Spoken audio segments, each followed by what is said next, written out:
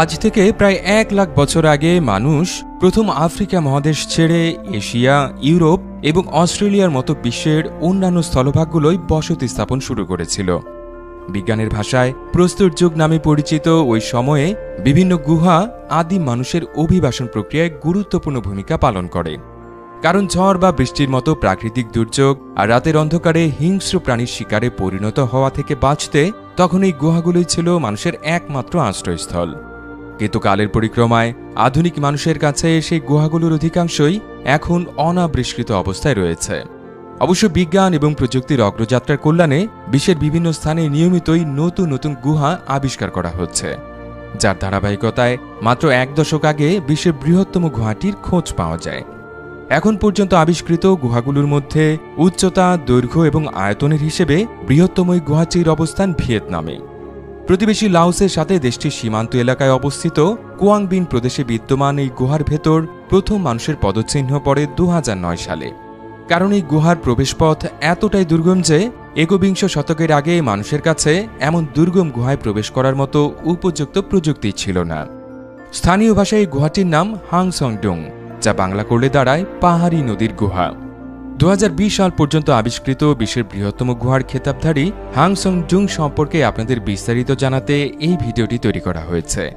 তাই চলুন আর দেরি না করে আদ্যপান্তর এই পর্বে ভিয়েতনামের অনন্য এই গুহাটি সম্পর্কে জেনে আসি।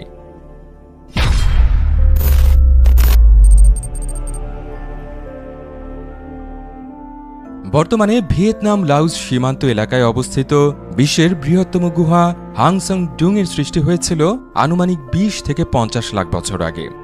সৃষ্টির সময়কালে পুরো ৩০ লাখ বছরের তফাৎ থাকার কারণ এই ধরনের গুহা সৃষ্টির প্রক্রিয়া। বিজ্ঞানের ভাষায় এ ধরনের গুহাকে সলিউশনাল কেভ বলা হয়।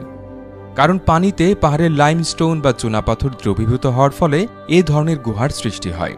সাধারণত বৃষ্টি বা নদীর পানির কারণে এমনটা হয়ে থাকে। ভূপৃষ্ঠের মাটি চুইয়ে ভূগর্ভস্থ চুনাপাথরের স্তরে পৌঁছানোর আগে সেই পানিতে বাতাসের কার্বন ডাই অক্সাইড মিশ্রিত হয়, যার ফলে ওই পানির অম্লতা বেড়ে যায়, যাতে চুনাপাথর সহজে দ্রবীভূত হয় এবং পাহাড়ের অভ্যন্তরভাগ ক্ষয়ে এমন গুহার রূপ ধারণ করে। এই পুরো প্রক্রিয়াটি সম্পূর্ণ করতে লাখ লাখ বছর সময় লেগে যায়। হাংসংডুং গুহাটির ক্ষেত্রে প্রায় ৫০ লাখ বছর আগে শুরু হওয়া এই প্রক্রিয়াটি শেষ হয়েছিল আনুমানিক ২০ লাখ বছর আগে। অবশ্য যে চুনাপাথর দ্রবীভূত হয়ে বিশাল এই গুহার সৃষ্টি হয়েছে তার বয়স কিন্তু ২৫ কোটি বছরেরও বেশি।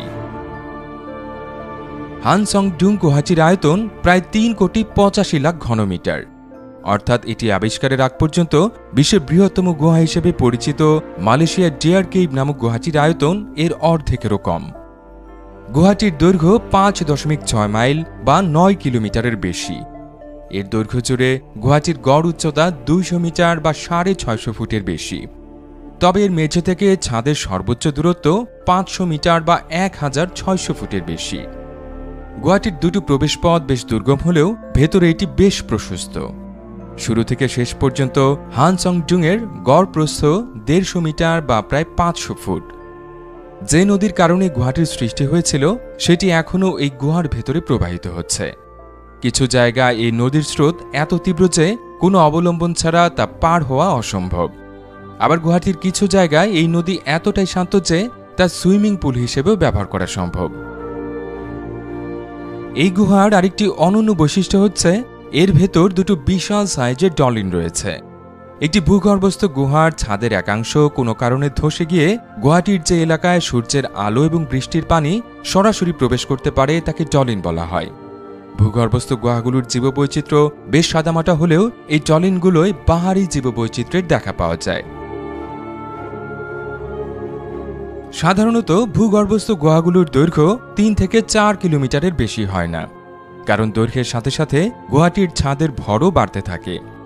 ভেতরটা ফাঁপা হওয়া একটা নির্দিষ্ট দৈর্ঘ্যের পর গুহার দেয়ালের পক্ষে আর ছাদের সেই ভার বহন করা সম্ভব হয় না। অথচ ভিয়েতনামের এই হাংসংডুং গুহাটির দৈর্ঘ্য স্বাভাবিকের তুলনায় ২ গুণেরও বেশি। একাধিক পরীক্ষা নিরীক্ষা চালিয়ে অবশেষে এই ব্যতিক্রমের কারণ খুঁজে পেয়েছেন গবেষকরা।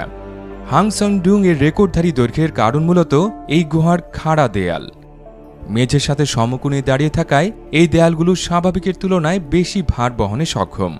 এর ফলেই হাংসং-ডুং বিশ্বের বৃহত্তম গুহার খেতাব অর্জন করেছে।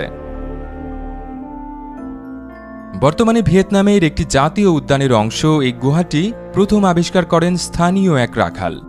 হো খান নামের সেই রাখাল 1990 সালের এক দুপুরে ঝড় বৃষ্টির সময় এই গুহার প্রবেশপথে আশ্রয় নেন। হো খানের ভাষ্য অনুযায়ী সেদিন তিনি গুহাটির ভেতর থেকে জোরালো গর্জন শুনতে পেয়েছিলেন। সেই সাথে একটু পরপর গুহার ভেতর থেকে মেঘের মতো কুয়াশাও বেরিয়ে আসছিল। সব মিলে ভয় পেয়ে যাওয়ায় ঝড়ের মধ্যে ঘরে ফিরে আসেন হো খান। তারপর প্রায় 2 দশক ওই গুহাটির কথা ভুলেছিলেন তিনি। এরপর 2009 সালে ব্রিটিশ কেভ রিসার্চ অ্যাসোসিয়েশন সেখানে বড় গুহার খোঁজে একটি সার্ভে করার সিদ্ধান্ত নেয়। সেই খবর পেয়ে হো খান সার্ভেকারী দলের সদস্যদের সাথে দেখা করেন এবং 19 বছর আগে খুঁজে পাওয়া গুহাটির কথা তাদের জানান। হো খানের দেখানো পথ ধরেই সার্ভেকারী দলটি হাংসং-ডুং পর্যন্ত পৌঁছাতে সক্ষম হয়। ব্রিটিশ সেই সার্ভে দলের নেতৃত্বে ছিলেন হাওয়ার্ড লিম্বার্ট। অভিজ্ঞ এই গুহাচারী এর আগেও একাধিক বড় গুহা সার্ভে করেছেন।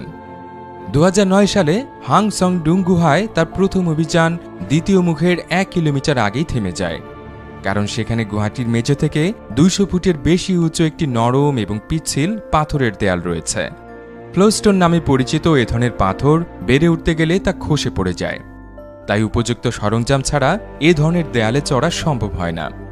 পরের বছরে আবার হাওয়ার্ড ও তার দল উপযুক্ত সরঞ্জাম সহ এই গুহায় ফিরে আসেন এবং পুরো গুহাটির সার্ভে সম্পন্ন করেন। সেই থেকে গত 10 বছর হাওয়ার্ড এই গুহাটি 100 বারের বেশি অতিক্রম করেছেন। এমনকি সেখানে পর্যটন ব্যবসার সাথেও তিনি সস্ত্রীক জড়িয়ে গেছেন। হাংসং-ডুং গুহায় পর্যটন সম্পর্কে বিস্তারিত জানতে চাইলে ভিডিওটি শেষ পর্যন্ত দেখতে ভুলবেন না। হাওয়ার্ড লিম্বার্টের দ্বিতীয় অভিযাত্রী দলের সদস্যদের মধ্যে একাধিক জীববিজ্ঞানীও ছিলেন। গুহাটির মধ্যে থাকা জলিন দুটোয় তারা বিপুল সংখ্যক উদ্ভিদ প্রজাতির সন্ধান পেয়েছেন। ভূগর্ভস্থ সেই জঙ্গলে বাইরে থেকে শুধু কয়েক প্রজাতির বানরই প্রবেশ করতে পারে। গুহার 200 মিটার উঁচু দেয়াল বেয়ে উঠানামা এসব বানরের জন্য কোনো ব্যাপারই না। জঙ্গলের মেঝেতে ঘুরে বেড়ানো সুস্বাদু শামুকের খোঁজে প্রায়ই বানরগুলো এখানে আসে। আর এই জঙ্গলের স্থায়ী বাসিন্দা হিসেবে রয়েছে বিভিন্ন প্রজাতির সরীসৃপ, বাদুড়, কাঠবিড়ালি, ইঁদুর এবং পাখি। এছাড়া প্রাণীজগতের নতুন সদস্য হিসেবেও কয়েকটি প্রজাতি আবিষ্কার করেছেন তারা, যার মধ্যে আছে মাছ, কাঁকড়া বিছা, চিংড়ি এবং কাঠকুন। গুহার ভেতর অন্ধকারে স্থায়ীভাবে বসবাস করায় এদের প্রায় সবারই গায়ের রং স্বচ্ছ এবং অনেকেরই কোনো চোখ নেই। বিষয়টিকে অন্ধকার গুহায় বিবর্তনের স্বাভাবিক ফলাফল হিসেবে আখ্যা দিয়েছেন বিজ্ঞানীরা। ভূপৃষ্ঠের এতটা গভীরে অবস্থান হওয়ায় হাংসং-ডুং গুহার ভেতরের আবহাওয়া ব্যবস্থাও বাইরে থেকে সম্পূর্ণ আলাদা। অনেক সময় বাইরে আকাশ মেঘমুক্ত হলেও গুহার ভেতর বাড়তি আর্দ্রতার কারণে হাংসং-ডুং এর ছাদ মেঘে ঢাকা থাকে। 1990 সালের সেই ঝড়ের দুপুরে তেমন মেঘই বেরিয়ে আসতে দেখেছিলেন হো খান। ভূগর্ভস্থ এই মেঘের কারণে হাওয়ার্ড লিম্বার্টের সার্ভেও বেশ কয়েক দফা বন্ধ হবার উপক্রম হয়েছিল। 2019 সালে এসে নতুন করে রেকর্ড গড়ে এই হাংসং-ডুং।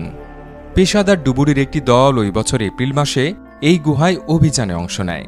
তারা আবিষ্কার করেন হাংসং-ডুং একটি ভূগর্ভস্থ সুড়ঙ্গের মাধ্যমে নিকটবর্তী হ্যাংথুং নামে আরেকটি গুহার সাথে সংযুক্ত। বছরের 12 মাসই অবশ্যই সুড়ঙ্গটি পানিতে ডুবে থাকে, তাই পেশাদার ডুবুরি ছাড়া এটি আবিষ্কার সম্ভব ছিল না।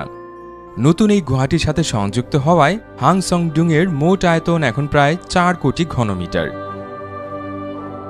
এত বড় হওয়া সত্ত্বেও হাংসং-ডুং আর বেশি দিন বিশ্বের বৃহত্তম গুহার খেতাবটি ধরে রাখতে পারবে না বলেই মনে করেন সংশ্লিষ্টরা। স্যাটেলাইট প্রযুক্তির কল্যাণে এখন বড় গুহা আবিষ্কারের হার বেড়ে গেছে। এই কাজে জড়িতদের ধারণা অনুযায়ী দক্ষিণ আমেরিকার অ্যামাজন জঙ্গলের মধ্যে হাংসং-ডুং এর চাইতেও বড় গুহার অস্তিত্ব থাকার সমূহ সম্ভাবনা রয়েছে। আবিষ্কারের 4 বছর পর অর্থাৎ 2013 সাল থেকে গুহাটি পর্যটকদের জন্য খুলে দেওয়া হয়েছে, কিন্তু ভিয়েতনামের আইন অনুযায়ী প্রতি বছর ফেব্রুয়ারি থেকে আগস্ট পর্যন্ত চলা পর্যটন মৌসুমে সর্বোচ্চ 1000 পর্যটক এই গুহাতে প্রবেশ করতে পারেন।